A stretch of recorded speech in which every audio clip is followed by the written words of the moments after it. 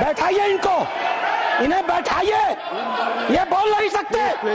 बैठ जाओ, बैठो। आपस में बात नहीं, प्लीज प्लीज आप बैठो, बैठो। प्लीज। जो ओवैसी साहब वहां बैठते हैं ना, उन्होंने मेरा नाम रख दिया मौलाना डॉक्टर राधा मोहन अग्रवाल। बीच में टोका टोकी नहीं होगी, तो दोनों के लिए होना चाहिए। फिर तो बचपन से पढ़ते हो ना, मैं पढ़ूं और बताऊं कुरान में क्या लिखा है। मार हो जाएगी, मार। ये हिंदू की भलमनसाहत है जो कुरान पढ़ के तुम्हें बताता नहीं है। अध्यक्ष, तू इधर उधर की न बात कर, तू बता कि कारवां कहाँ लूटा। मैं बताऊंगा इन्हें कारवां कहाँ लूटा है। किराए पर मकान ले ले, अपने 4 मित्रों को बुला ले और नमाज पढ़ ले। 5वें दिन वो कह देगा हमने इस स्थान पर नमाज पढ़ी है, ये वक्फ बाय यूजर है, अब इसे वक्फ घोषित कर दो। Doctor Radha Mohan Das Agarwal, no more, no please. उन्हें बैठा दें, नहीं जा रहा है, बैठाएं। आप बोले, आप बोले। माननीय उपसभापति महोदय, बहुत ध्यान से मैं नासिर साहब को सुन रहा था। वो किसी शायर ने कहा है, तू इधर उधर की न बात कर, तू बता कि कारवां कहाँ लूटा। मैं बताऊंगा इन्हें कारवां कहाँ लूटा है। मेरा भाषण समाप्त होने दीजिए, मैं ठीक से इन्हें एक्सपोज करने वाला हूं। जी प्लीज। माननीय उपसभापति महोदय, अच्छा डिस्कशन आप चलने दें। आप मैं इनकी बातों को सुन रहा था और मैं इस सदन के संज्ञान में लाना चाहूंगा। माननीय सदस्य सैयद नासिर हुसैन जब इस बारी राज्यसभा में चुने गए, जब ये इनके जीत की घोषणा हुई, मैं उस समय कर्नाटक के बेंगलोर में था। कर्नाटक की विधानसभा में पाकिस्तान जिंदाबाद के नारे लगाए गए थे। भारतीय जनता पार्टी के कार्यकर्ताओं ने विरोध किया, उनको पकड़ करके जेल में भेज दिया गया। भारतीय जनता पार्टी के कार्यकर्ता जो इस पाकिस्तान जिंदाबाद के नारे का विरोध कर रहे थे, उन्हें जेल में भेज दिया गया और इन्हें पतित किया गया। ये लोग, बैठाइए इनको, इन्हें बैठाइए, ये बोल नहीं सकते। बैठ जाओ, बैठो। आपस में बात नहीं, प्लीज प्लीज। आप बैठो, बैठो। प्लीज प्लीज, आपस में बात नहीं, आपस में बात महोदय, आप चेयर को संबोधित करें। हम लोग नहीं, चेयर को संबोधित करें। सभापति महोदय, प्लीज आप चेयर को संबोधित करें। सभापति महोदय, आज देश के लिए गौरव का दिन है। देश के आम मुसलमान के लिए, देश के गरीब मुसलमान के लिए, देश के पसमंद। बीच में टोका टोकी नहीं होगी, तो दोनों के लिए होना चाहिए। फिर तो please please please Nasir ji, please please. झूठ बकवास सब उपसभापति महोदय, नहीं जा रहा, आप रिकॉर्ड पे नहीं जा रहा, बैठ जाइए। उपसभापति महोदय, आज का दिन गरीब मुसलमानों के लिए, पसमानदा मुसलमानों के लिए, तलाकशुदा महिला बहनों के लिए, विधवा महिला बहनों के लिए, अनाथ बच्चों के लिए आज ऐतिहासिक दिन है। एक क्रांतिकारी परिवर्तन आने जा रहा है। पूरी की पूरी इस गरीब समाज, मुस्लिम समाज की आर्थिक और सामाजिक व्यवस्था में यह वक्फ अधिनियम क्रांतिकारी परिवर्तन लाने जा रहा है। मैं आभारी हूं माननीय मोदी जी का, जिन्होंने इस महान विधेयक को इस सदन में लाने का काम किया है। अध्यक्ष महोदय, हम हिंदू हैं, हम लगातार अपने समाज में परिवर्तन की बात करते हैं। हमने लगातार अपनी समाज की बुराइयों के विरुद्ध संघर्ष किया है। इतिहास पर गवाह है, हमारे यहाँ सती प्रथा होती थी, हमने सती प्रथा निषेध अधिनियम लाया। हमारे यहाँ बाल विवाह होता था, हमने बाल विवाह निषेध अधिनियम लाए। हमारे यहाँ विधवा विवाह नहीं होते थे, हमने विधवा विवाह अधिनियम लाया। आश्चर्य की बात होती है जब इस समाज की चर्चा होती है, आश्चर्य की बात होती है इन 75 सालों के अंदर एक बार भी मुस्लिम समाज के संशोधन को लेकर, सुधार को लेकर के, एक गरीब मुसलमान की जीवन की बेहतरी को लेकर के एक बार भी किसी प्रकार के सुधार आंदोलन को इस सदन में लाने का काम नहीं किया। आज यह पहली बार है और हमें गर्व है अपने प्रधानमंत्री पर, नरेंद्र मोदी पर, जिन्होंने इस मुस्लिम समाज के सुधार के इस ऐतिहासिक विधेयक को लाने का काम किया है। 2014 में माननीय प्रधानमंत्री बने थे, उनके दृष्टि में कभी हिंदू और मुसलमान नहीं होता था, उनका सिर्फ एक नजरिया होता था, गरीब और अमीर। आप गौर कीजिएगा, यह सदन गौर करेगा। हम जनधन योजना लेकर के आए, 42% लाभार्थी मुस्लिम थे। हम प्रधानमंत्री आवास योजना लेकर के आए, 31% लाभार्थी मुस्लिम थे। हम उज्ज्वला योजना लेकर के आए, 37% लाभार्थी मुस्लिम थे। हम मुद्रा योजना लेकर के आए, 36% लाभार्थी मुस्लिम थे। हम स्किल इंडिया लेकर के आए, 22.7% लाभार्थी मुस्लिम थे। हमने प्रधानमंत्री एम्प्लॉयमेंट गारंटी प्रोग्राम चलाया, अध्यक्ष महोदय 70% अधिक मुसलमानों ने उस योजना का इस देश में लाभ लिया। मेरे पार्टी की बैठक है, मुझे बताना नहीं चाहिए, लेकिन मैं कहूंगा, माननीय प्रधानमंत्री इसी बाल योगी सभागार में हम सारे सांसदों की बैठक ले रहे थे। उन्होंने क्या कहा हमसे? उन्होंने कहा, लोग कहते हैं कि मुसलमान भाजपा को वोट नहीं देते। आपको याद होगा मित्रों, उन्होंने कहा नहीं, ये गलत है, देते हैं। और अगर मान लिया जाए कि नहीं देते हैं तो इसका मतलब क्या है? क्या वो देश के नागरिक नहीं है? क्या उनके काम नहीं होने चाहिए? क्या उनका विकास का काम नहीं होना चाहिए? हम सारे सांसदों को उन्होंने मीटिंग में कहा, अपने काम को करते समय कभी हिंदू और मुसलमान न करना, विकास की धारा सारे समाज पर समान रूप से पहुंचाने की बात कही। उन्होंने दूसरी बात कही, मैं पूरे देश को 2047 में विकसित भारत का सपना दिखाता हूं। क्या 20% मुसलमान अगर देश का पिछड़ा रह जाएगा तो क्या भारत का विकास का सपना पूरा होगा? नहीं। हमें भारत के विकास का मतलब है 20% मुसलमान के विकास की भी योजना बनानी है। यह कल्पना माननीय प्रधानमंत्री ले सकते हैं। आजादी के 75 सालों के अंदर इस कल्पना को लेकर इस देश में कोई नहीं आया था। और तीसरी बात उन्होंने कही, सरकार के, और सबसे महत्वपूर्ण बात है, सरकार के स्तर पर सरकार जो कुछ भी कर सकती है मुसलमानों के जीवन की बेहतरी के लिए हम करने का प्रयास करेंगे। लेकिन मुस्लिम सामाजिक संस्थाओं की भी रोल होनी चाहिए। ये मुस्लिम पर्सनल लॉ बोर्ड की भी भूमिका होनी चाहिए। यह जमायत उलेमा की भी भूमिका होनी चाहिए। यह वक्फ कमेटियों की संपत्तियां जो पड़ी हुई हैं उनकी भी मुसलमानों की जिंदगी को बेहतर करने में भूमिका होनी चाहिए। यह बात आज की नहीं थी, ये लोकसभा चुनाव के 6 महीने पहले की बात है अध्यक्ष महोदय। उस समय वो कल्पना लेकर चल रहे थे कि अगर हमने मुस्लिम वक्फ की संपत्तियों का बेहतर उपयोग कर लिया, पारदर्शी उपयोग कर लिया, उनकी आय को बढ़ा दिया, उनके ऊपर जो कब्जा करके लोग बैठे हुए हैं उन कब्जेदारों को हटा दिया, तो स्वाभाविक रूप से जो अकूत संपत्ति पूरे भारत में मुसलमानों के पास आएगी, हम उसका इस्तेमाल गरीब मुसलमानों की शिक्षा के लिए, जीवन की बेहतरी के लिए, उनके मुसलमान महिलाएं दर बदर भीख न मांगे, अपनी इज्जत का समझौता न कर सकें, कोई बूढ़ी मुस्लिमरा रात को खाली पेट सोने के लिए मजबूर न हो, हम उसके लिए व्यवस्था करके लाएंगे। और वस्तुतः अध्यक्ष महोदय, वक्फ अधिनियम की जो ही माननीय गृह मंत्री ने घोषणा किया, पूरे देश में तूफान आ गया। आश्चर्य होता है, वक्फ की घोषणा भी नहीं हुई, कानून सामने भी नहीं आए, विरोध शुरू हो गया। तुम्हारी मस्जिदें कब्जा कर ली जाएंगी, तुम्हारे दरगाह कब्जा कर लिए जाएंगे, तुम्हारे कब्रिस्तान कब्जा कर लिए जाएंगे, तुम्हारे मदरसे कब्जा कर लिए जाएंगे। मैं एक पत्रक लेकर के अध्यक्ष महोदय आया हूं। केरल और कर्नाटक की एक आतंकवादी संस्था है PFI, माननीय गृह मंत्री को आभार प्रकट करता हूं, उन्होंने बैन किया है। PFI की एक दूसरी संस्था है SDPI। आज SDPI, मेरे पास पर्चे हैं, मैं गृह मंत्री को सौंपूंगा और आपको भी दूंगा। आज SDPI पूरे देश में, मेरे पास राजस्थान के पर्चे आए हैं जहां SDPI सबसे कमजोर है। पूरे देश में पर्चे बांटे जा रहे हैं और बताया जा रहा है कि ये वक्फ कानून अगर आ गया तो मस्जिदों पर भाजपा सरकार कब्जा कर लेगी। आखिर क्यों? लेकिन ये लोग भूल गए, नरेंद्र मोदी किसी और मिट्टी के बने हुए हैं। आपके विरोध से वो डरने वाले नहीं थे। आप चाहे जितना भी विरोध करते, वो मजबूती के साथ एक आम गरीब मुसलमान, एक दलित, एक पिछड़ी महिला, एक अनाथ महिला, एक तलाकशुदा महिला, अनाथ बच्चों के साथ खड़े होने वाले थे और इसीलिए वो मजबूती से विधेयक लेकर के आए। अध्यक्ष महोदय, ये चर्चा कर रहे थे वक्फ बाई यूजर की। क्या होता है वक्फ बाई यूजर? हजरत मोहम्मद साहब ने क्या कहा था? आपके पास अपनी कोई संपत्ति हो तो दूसरों को भले के लिए दान करो। हदीसों ने क्या लिखा था?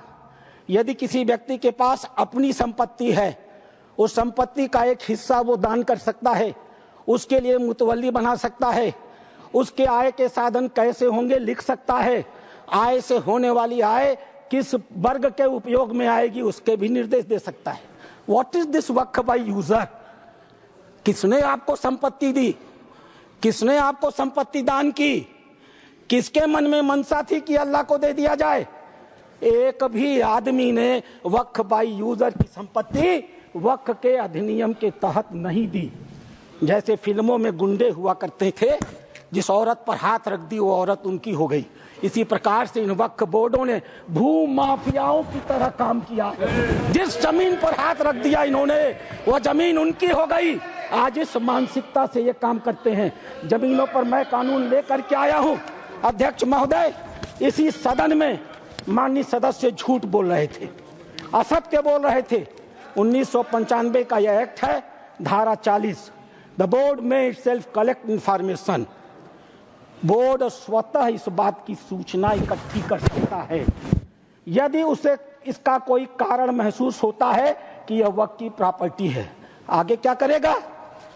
And it any question arises whether a particular property is a waqf property और not, whether a waqf is a Sunni or Shaq board. After making such inquiry as is deemed fit, decides the question. संपत्ति पर हाथ रख दो, किसी भी संपत्ति को वक्फ बोर्ड की संपत्ति कह दो और वक्फ बोर्ड खुद ही तय कर लेगा कि वो संपत्ति वक्फ की है कि नहीं है, और जिस बेचारे की संपत्ति ले ली जाएगी उसको पता ही नहीं चलेगा। और अगला वाक्य क्या है? The decision of the board on the question under section 1 shall, unless revoked by tribunal, shall be final. Tribunal ने अगर उस निर्णय को बदला नहीं तो वह डिसीजन फाइनल होगा। और उसी एक्ट का दूसरा हिस्सा है अध्यक्ष महोदय, no appeal shall lie against any decision or order whether interim or otherwise given or made by tribunal. Tribunal के द्वारा कोई भी आदेश जो दिया गया होगा उसके खिलाफ किसी प्रकार की अपील नहीं होगी। एक अपार्टमेंट में कोई परिवार चला जाए, किराए पर मकान ले ले, और ऐसी घटना हुई है अपार्टमेंट में, किराए पर मकान ले ले, अपने 4 मित्रों को बुला ले और नमाज पढ़ ले। 5वें दिन वो कह देगा हमने इस स्थान पर नमाज पढ़ी है, यह वक्फ बाय यूजर है, अब इसे वक्फ घोषित कर दो। और घोषित हो गई। अध्यक्ष महोदय, आपके पास एक बड़ी जमीन है, खाली पड़ी है, बगल में कुछ मुस्लिम परिवार रहते हैं, उन्हें नमाज पढ़ने के लिए कहीं जाना होता है, वो उस जमीन पर नमाज पढ़ ले, आप हिंदू हैं, आप मना नहीं करते।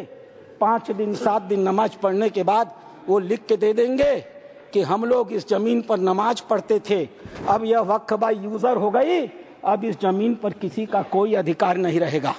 माननीय संसदीय कार्य मंत्री उल्लेख कर रहे थे उस घटना का, तमिलनाडु की घटना का उल्लेख कर रहे थे। क्या हुआ तमिलनाडु में? एक रामचंद्रन नाम का आदमी अध्यक्ष महोदय, वह व्यक्ति अपनी लड़की की शादी के लिए अपनी जमीन बेचना चाहता था। वह जमीन बेचने के लिए जब रजिस्ट्रार के घर गया, ऑफिस में गया, तो पता चला कि वो जमीन उसके नाम पर ही नहीं है, वो जमीन वक्फ को दे दी गई। जब हल्ला मचा, गांव के लोग रजिस्ट्रार ऑफिस में गए तो पता चला कि उन दोनों गांवों की सारी जमीन वक्फ को दे दी गई। 1500 साल पुराना मंदिर भी वक्फ के हवाले कर दिया गया। यह होता है इन लोगों का वक्फ बाय यूजर अध्यक्ष महोदय। और आश्चर्य होता है, इन्हें बैठाया जाए अध्यक्ष महोदय, आश्चर्य होता है। मैं भी जेपीसी का मेंबर हूँ, ये भी जेपीसी के मेंबर हैं, ये गवाह है इस बात के। मैं लगातार जेपीसी में जितने भी विटनेस आते रहे, इनके बड़े बड़े धार्मिक मतावलंबी, मैं उनसे कुरान को कोट करके कहता रहा। मैं कुरान पढ़ता हूँ, कोई बुराई नहीं है किसी धर्म को पढ़ने में। मैंने कुरान को कोट करके कहा कि मौलवी साहब ये तो बताओ कि इस कुरान में या किस हदीस में यह लिखा है कि अगर हमने कोई संपत्ति दान नहीं की तो तुम उसको वक्फ बाय यूजर मालिकाना मान लोगे। किसी के पास एक भी मेरे सवाल का जवाब नहीं था। इन लोगों ने क्या किया मालूम है? वो जो ओवैसी साहब वहां बैठते हैं ना, उन्होंने मेरा नाम रख दिया मौलाना डॉक्टर राधा मोहन अग्रवाल। अब इससे बड़ी मेरी जीत क्या हो सकती है? मैंने इनसे पूछा, इस बात पर बहस होती है कि डीड लिखित गया या नहीं। मैंने इनसे कहा, जब हजरत मोहम्मद साहब ने अपने आयतों में लिखा है, 3 आयतें हैं, 4, आप चाहिएगा तो मैं पेश करूंगा। 4 आयतें हैं जहां हजरत मोहम्मद साहब कहते हैं, एक भी पैसा अगर किसी को दो तो उसको लिखो, उसका उदाहरण दो, उसका विटनेस बनाओ, ताकि ताकीद रहे कि कल तुम्हारे देने को कोई चुनौती न दे पाए। एक भी पैसा दो तो लिखित दो। और तुम कहते हो कि तुम्हारे पास ये सारी संपत्तियां हैं जिसका कोई लिखित रिकॉर्ड नहीं है, फिर भी वक्त है। मेरे एक भी सवाल का जवाब, मैं उस कमेटी की बातों को बोलता नहीं, लेकिन चूंकि इन्होंने कमेटी का उल्लेख कर दिया इसलिए मैं इन्हें एक्सपोज कर रहा हूं। मेरे एक भी प्रश्न का जवाब ये लोग नहीं दे पाए, खाली मुझे कहते थे कुरान पढ़ते हैं मौलाना है, कुरान पढ़ते हैं मौलाना है। अरे कुरान मैं पढ़ता हूं, तुम तो मुसलमान हो, बचपन से पढ़ते हो ना। मैं पढ़ूं और बताऊं कुरान में क्या लिखा है? मार हो जाएगी, मार। ये हिंदू की बलमनसाहत है जो कुरान पढ़ के तुम्हें बताता नहीं है। अध्यक्ष महोदय, दूसरी चीज, अध्यक्ष महोदय, दूसरी चीज, सरकार इनकी थी, इन्होंने वक्फ को अभय दान दे दिया। और क्या नारा दिया? जो जमीन सरकारी है वो जमीन हमारी है। सरकारी संपत्तियों पर कब्जा करने का ऐतिहासिक इन्होंने कर्म काहे किया है। उत्तर प्रदेश की 74% वक्फ की संपत्तियां सरकारी जमीन पर कब्जा करके बनी है। तेलंगाना में 50% की संपत्तियां सरकारी जमीन पर कब्जा करके बनी है। पूरा अभयदान इनको मिला था अध्यक्ष महोदय, और उसका फल क्या हुआ? 2006 में सच्चर कमेटी की रिपोर्ट आई। सच्चर कमेटी ने कहा 4,50,000 संपत्ति है और 6 लाख एकड़ जमीन है। आज 2024 में 8,72,000 संपत्ति है और 37,94,000 एकड़ जमीन है। 2006 से 2023 6 लाख एकड़ से बढ़ करके 37,94,000 एकड़ जमीन इनकी हो गई। इन्हें बताना तो पड़ेगा सभापति महोदय कि आखिर 31 लाख अतिरिक्त जमीन इन्होंने पाई से कहां से है। इन्हें उसका उदाहरण देना पड़ेगा। अध्यक्ष महोदय, जितना ये कांग्रेस के पहले वक्ता रहे हैं, जितना समय ये बोले हैं, मैं भी उतना ही समय बोलने वाला हूं। यह मेरा अधिकार है सभापति महोदय। मैं एक बात कहना चाहूंगा अध्यक्ष महोदय, इन्होंने चर्चा किया कर्नाटक के हैं ये, मेरे पास कहां गई? Please conclude sir. अध्यक्ष महोदय, मेरे पास ये रिपोर्ट है। यहां बोलने के पहले मैंने इस रिपोर्ट को ऑथेंटिकेट किया है। माननीय उपराष्ट्रपति महोदय के पास इसको लिख करके भेजा है। ये सांसद महोदय कर्नाटक के हैं, पाकिस्तान जिंदा वाले। एक शब्द भी इन्होंने इस रिपोर्ट के बारे में नहीं बोला।